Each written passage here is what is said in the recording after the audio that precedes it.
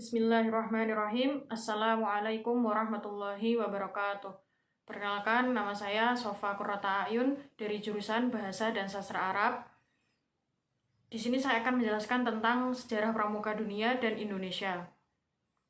Saya di sini sebagai calon anggota Racana Maulana Malik Ibrahim, Pangkalan Universitas Islam Negeri Maulana Malik Ibrahim, Malang. Sejarah pramuka dunia. Pada mulanya, gerakan kepanduan muncul di Inggris, yang diprakarsai oleh Robert Stephenson Smith Baden-Powell, atau lebih dikenal sebagai Sir Robert Baden-Powell. Robert Baden-Powell inilah yang kemudian dikenal sebagai Bapak Pandu Dunia atau Bapak Pramuka Dunia. Sejarah didirikannya Pramuka Dunia bermula pada 25 Juli 1907. Saat Baden-Powell yang kala itu menjabat sebagai Letnan Jenderal Militer Inggris mengadakan kegiatan perkemahan. Sejak kecil, Baden-Powell diketahui menaruh perhatian pada alam bebas dan suka menjelajah hutan di sekitar sekolahnya. Ketika berkiprah sebagai seorang perwira militer dan diterjunkan ke berbagai peperangan, ia berspesialisasi dalam kepanduan. Setelah perang, Baden-Powell mengelola Aids Scouting untuk anggota muda dan mengadakan kegiatan perkemahan selama 8 hari di Pulau Brownsea, yang merupakan pulau terbesar di pelabuhan Poli, Dordtch, Inggris. Setahun setelah perkemahan, Baden-Powell menulis buku tentang prinsip dasar kepramukaan yang berjudul Scouting for Boys. Selain itu, ia juga mendirikan gerakan kepanduan. Scouting for Boys yang hanya diikuti oleh kaum laki-laki. Buku panduan, gerakan kepanduan karyanya kemudian menyebar ke seluruh dunia dengan berbagai bahasa. Pada 910, Baden-Powell memutuskan pensiun dari tentara dan mencurahkan seluruh waktunya untuk pramuka. Pada 912, bersama adiknya Agnes, Baden-Powell membentuk pramuka untuk perempuan yang disebut Girl Scouts, yang kemudian dikenal dengan nama Girl Scout. 4 tahun kemudian, pada 1916, didirikan kelompok pramuka siaga dengan nama CUB atau Anak Serigala. Pedoman kegiatannya dilaksanakan berdasarkan buku yang berjudul The Jungle Book, karya Rudyard Kipling. Kepanduan yang semakin berkembang membuat Baden-Powell membentuk Rover Scout, yakni organisasi yang mewadahi pemuda yang telah berusia 17 tahun. Pada 918, ia pun berkeliling dunia untuk menginspirasi lebih banyak anak muda untuk bergabung dengan kepanduan. Semakin meluasnya perkembangan kepanduan, pada 1920, Baden-Powell mengundang berbagai kepanduan dari berbagai dunia untuk melaksanakan jambore pertama di Pulau Brownsea. Biro Kepramukaan Sedunia mempunyai 6 kantor kawasan, sebagai berikut. Kawasan Afrika berkantor di Nairobi, Kenya. Kawasan Arab berkantor di Kairo, Mesir. Kawasan Asia Pasifik berkantor di Manila, Filipina. Kawasan Eurasia berkantor Kiev, Ukraina. Kawasan Eropa berkantor di Jenewa, Swiss. Kawasan Inter-Amerika berkantor di Panama. Lalu tokoh pendiri. Sejarah Baden-Powell dan pramuka tidak dapat dipisahkan. Dalam sejumlah biografi, Baden-Powell disebutkan beliau mengembangkan gerakan kepanduan ke seluruh dunia. Baden-Powell atau bernama lengkap Robert Stephenson Baden-Powell adalah komandan militer Inggris yang kelak dikenal sebagai Bapak Pramuka Dunia. Pria kelahiran London tanggal 22 Februari 1857 ini adalah putra seorang profesor di Universitas Oxford.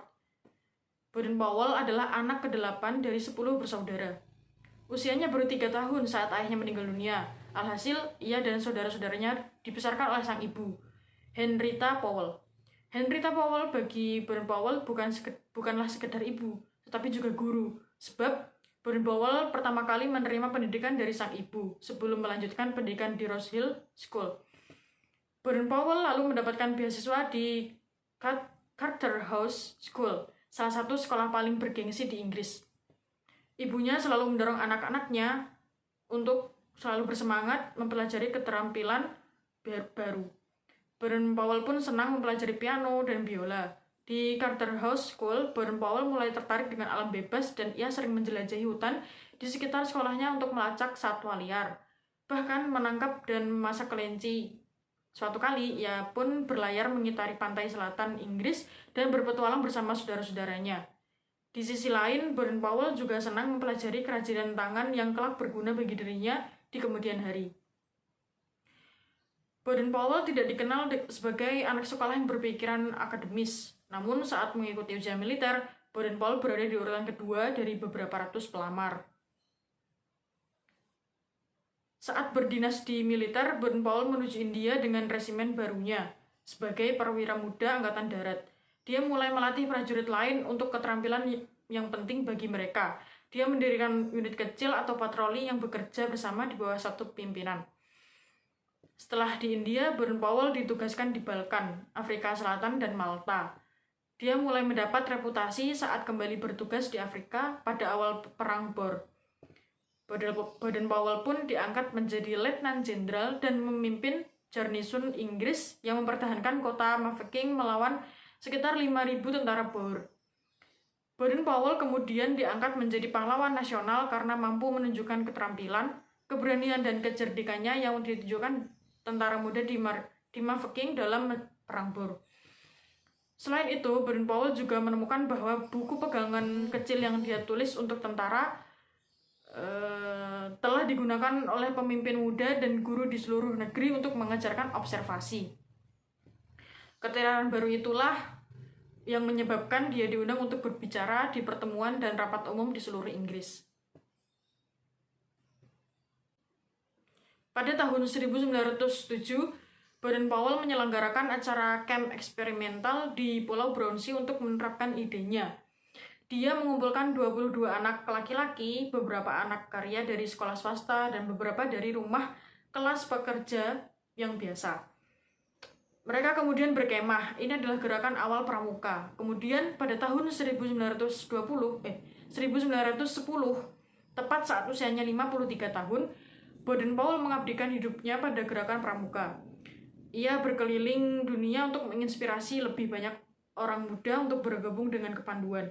Gerakan ini menjadi cukup besar. Pada tahun 1920, mereka mengadakan jambore pertama yang mempertemukan sekitar 8.000 anggota dari 34 negara. Melalui acara ini, kelak Baden-Powell dinobatkan menjadi Bapak Pramuka, gelar yang dia pegang sampai akhir hayatnya. Baden-Powell jatuh sakit pada tahun 1938 dan memutuskan untuk kembali ke Afrika, tempat yang memiliki arti mendalam dalam hidupnya. Di sana, tempatnya di Nyeri, Kenya. Baden-Powell memasuki masa semi pensiun. Pada 5 Januari 1942, Baden-Powell meninggal dunia pada usia 83 tahun. Makam kecil di Nyeri dengan pemandangan gunung Kenya adalah tempat peristirahatan terakhirnya. Robert Baden-Powell, pimpinan pramuka dunia, terpahat di batu nisannya. Tugas Baden-Powell lalu dilanjutkan oleh sang istri, Lady Olive Baden-Powell, yang mempromosikan kepanduan ke seluruh dunia, hingga beliau meninggal tahun 1977. Lady Olive dimakamkan di sebelah makam Baden-Powell. Lalu, Jambore Dunia. Jambore Pramuka Dunia adalah kegiatan reguler terbesar yang diorganisir oleh Gerakan Kepanduan dengan mengumpulkan kurang lebih 40.000 orang dari seluruh dunia.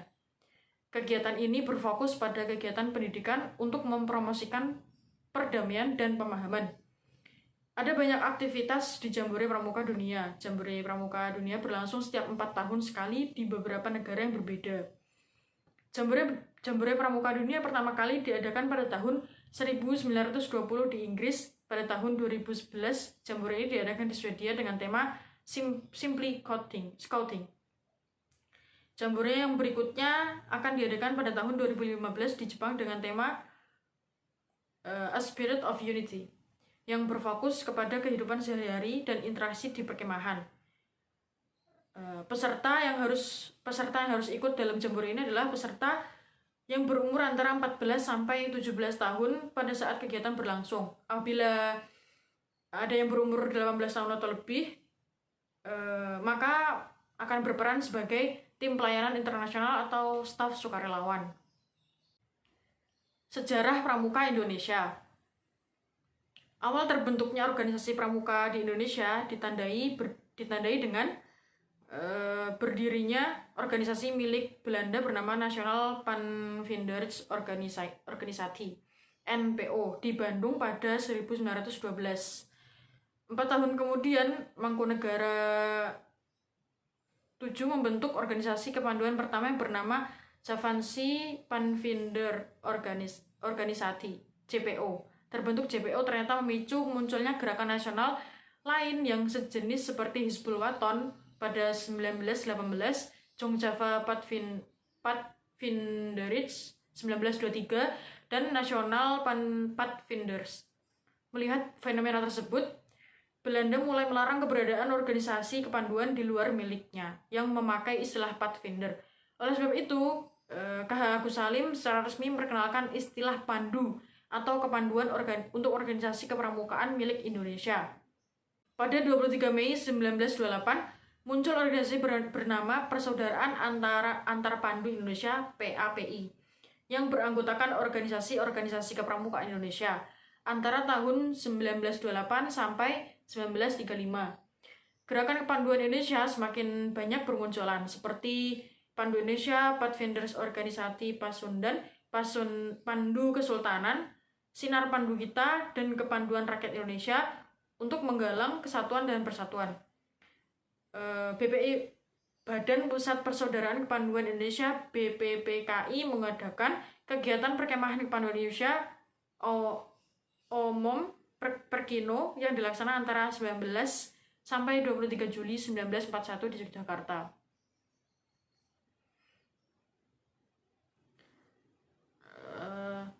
Setelah proklamasi kemerdekaan Indonesia, beberapa tokoh kepanduan berkumpul di Yogyakarta. Mereka kemudian mengadakan kongres pada 27 sampai 29 Desember 1945 di Surakarta. Dari kongres itu, lahirlah Pandu Rakyat Indonesia atau PRI pada 28 Desember 1945 sebagai satu-satunya organisasi kepanduan yang diakui pemerintah. Namun, ketika Belanda kembali datang ke Indonesia, PRI dilarang dan resmi dicabut pada 6 September 1951. Hal itu kemudian mendorong munculnya organisasi lain seperti Kepanduan Putra Indonesia (KPI), Pandu Putri Indonesia (PPI), dan Kepanduan Indonesia Muda (KIM). Mulai tahun 1960, pemerintah dan MPRS berupaya untuk memperbaiki organisasi kepramukaan di Indonesia. Pada 9 Maret 1961, Presiden Soekarno mengumpulkan para tokoh dari gerakan kepramukaan Indonesia dan mengatakan bahwa organisasi kepanduan yang sudah ada harus diperbaiki. Dalam kesempatan ini, Presiden Soekarno juga membentuk panitia pembentukan gerakan pramuka yang terdiri dari Sultan Hamengkubuwono IX, A. Aziz Saleh, dan Ahmadi. Hasil kerja dari panitia tersebut adalah dikeluarkannya lampiran Kepres nomor 238 tahun 1961 tanggal 20 Mei 1961 tentang gerakan pramuka. Kemudian melalui Kepres 238/1961, Gerakan Kepanduan Indonesia akhirnya menjadi Gerakan Praja Muda Karana. Setelah itu tanggal 30 Juli 1961 di Istora Senayan, seluruh tokoh kepanduan Indonesia menyatakan menggabungkan diri dalam organisasi Gerakan Pramuka. Hari bersejarah tersebut kemudian disebut sebagai Hari Ikrar Gerakan Pramuka pada 14 Agustus 1961. Dilakukan Mapinas Majelis Pimpinan Nasional yang diketahui oleh Presiden Soekarno. Dalam majelis ini terjadi penyerahan panji-panji pramuka oleh Presiden Soekarno kepada para tokoh pramuka. Acara ini juga dihadiri oleh ribuan anggota pramuka untuk memperkenalkan gerakan pramuka kepada masyarakat. Peristiwa ini kemudian dikenal sebagai Hari Lahir Pramuka yang masih diperingati sampai saat ini.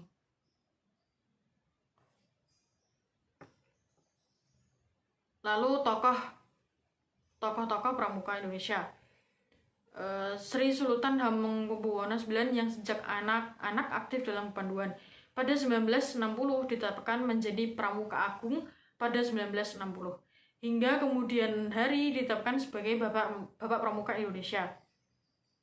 Berbagai terobosan pramuka Indonesia pada masa kepemimpinan Hamengkubuwono IX sebagai Ketua Kuartir Nasional Pramuka Indonesia pada 1961 sampai 1974. Di antaranya mencanangkan tabungan pramuka. Selain itu, dia juga menetapkan Dasa Dharma Pramuka dan Trisatya Pramuka sebagai kode perilaku, etika, dan sikap, hingga penetapan bentuk, corak, dan warna seragam pramuka, serta atribut-atribut yang dikenakan hingga kini. Beberapa tokoh pramuka lainnya yaitu Insinyur Soekarno, Letjen M. Sarbini, Letjen M. Masyhudi, Letjen Rifai Harahap, dan masih banyak lagi. Mungkin sekian dari saya. Apabila ada kesalahan mohon dimaafkan. Wassalamualaikum warahmatullahi wabarakatuh.